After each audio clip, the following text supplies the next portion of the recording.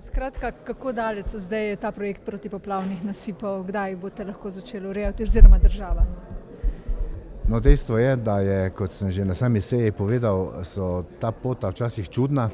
Na že revidiran projekt strani strokovne komisije je ARSO dal pripombo, da stoletne vode, kot so bili nasipi projektirani, ne zadoščajo in da zahtevajo dodatno varnost v višini pol metra po celotni dolžini, kar pa seveda znatno otežuje izvedbo takšnega nasipa, ker to pomeni znatno širjenje in te zemlje seveda je škoda.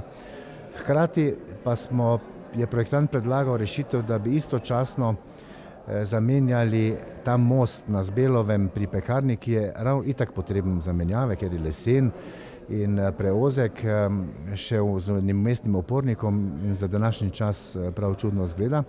In seveda smo danes z uvrstitvijo načrta razvojnih programov postavili temelje temu, da bomo lahko pridobili projektno dokumentacijo in na podlagi tega predvidevamo, da bomo do sredine marca dobili tudi to soglasje ARSA in seveda kasneje, ko bomo imeli vse projekte na mizi, se bomo lahko začeli pogajati za pogačo v sofinancerskem deležu tudi pri izgradnji tega mostu in pa seveda pri umeščanju v prostor teh protipoplavnih nasipov.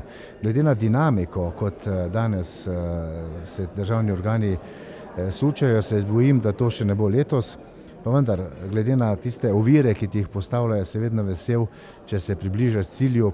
Cilj pa je, da bi pa v naslednjem letu pa le prišlo do gradnje. Koliko denarja bo potrebno zagotoviti? Z mostom, brez mostu je predvideno približno 1.600.000 skupno, s tem, da je delež države v tem trenutku okrog 900.000 evrov, seveda pa bo glede na zahteve ARSA ta znesek precej višji.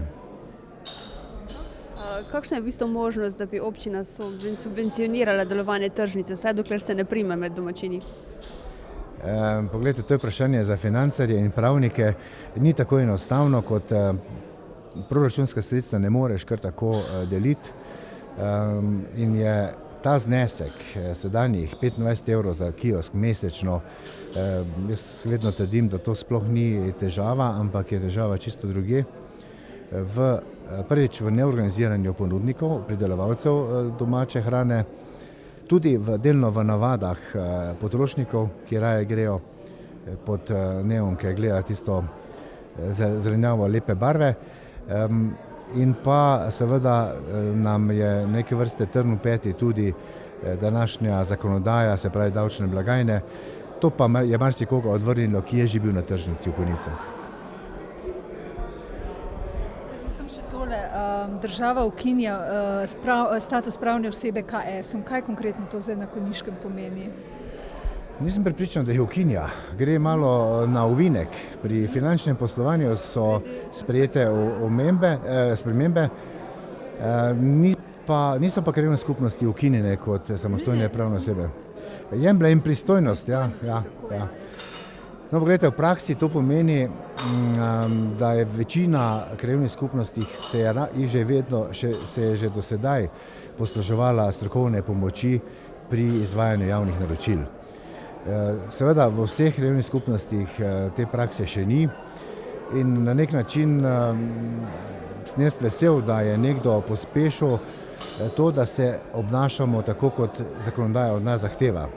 Seveda pa to pomeni določeno dodatno angažiranje uslužbencev na občinski upravi, pa vendar, v današnjem času, ko teh investicij ni toliko, še to ne predstavlja ne vem kakšne težave. Samo ena informacija, da se tudi pri vzdrževanju državnih cest, se pravi regionalk, obetajo nekoliko boljši časi. Že lansko jesen smo uspeli približno 500 metrov, nenačrtovanih 500 metrov regionalk posodobiti.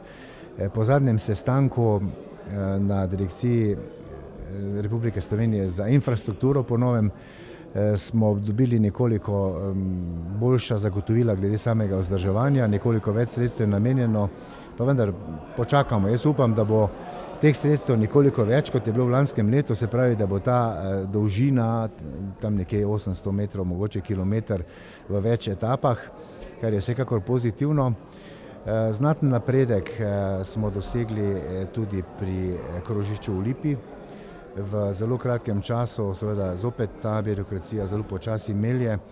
V podpisovanju je soglasje za razpis, za objavo razpisa za izvedbo del na krožišču v Lipi, kar pomeni, da bomo v letošnjem letu vsaj v gradbenem smislu prišli do tega krožišča.